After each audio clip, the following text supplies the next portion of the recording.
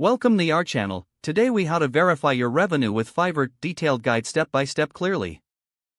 To verify your revenue with Fiverr, start by logging into your Fiverr account.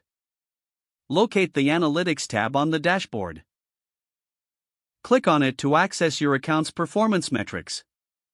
In the Analytics section, find the Earnings tab. Click on the Earnings tab to view a detailed breakdown of your revenue.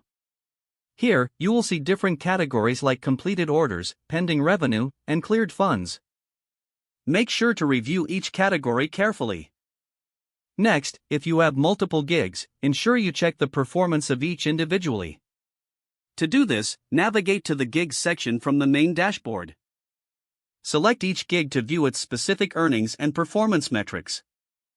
If you wish to verify earnings over a specific time frame, use the Date filter. Adjust the start and end dates to narrow down your earnings reports. Once you set the dates, click Apply.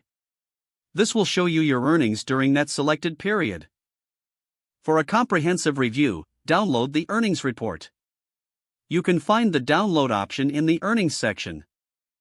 This report provides valuable insights into your revenue and can be used for personal records.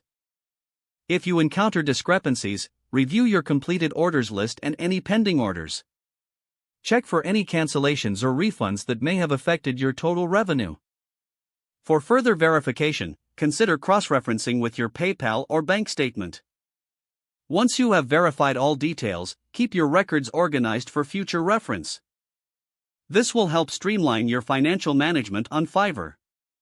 Remember to regularly check your earnings to stay informed about your performance. If the page does not load, refresh the browser or try again in a private or incognito window. Make sure you are using the correct email address, then retype it carefully to avoid small typos. If your password is not accepted, use the reset option and create a new strong password you can remember.